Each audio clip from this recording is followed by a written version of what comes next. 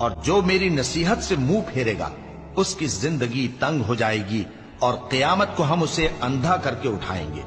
वो कहेगा कि मेरे परवरदिगार, तूने मुझे अंधा करके क्यों उठाया?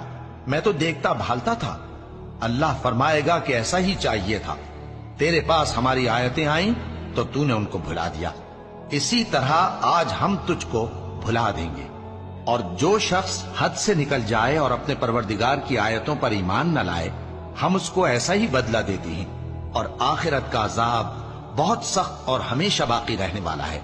तो क्या ये बात इन लोगों के लिए मूजिब हिदायत न हुई कि हम इनसे पहले बहुत से फिरकों को हलाक कर चुके हैं जिनके रहने के मकामात में ये चलते फिरते हैं। अक्ल वालों के लिए इसमें बहुत सी निशानियां हैं।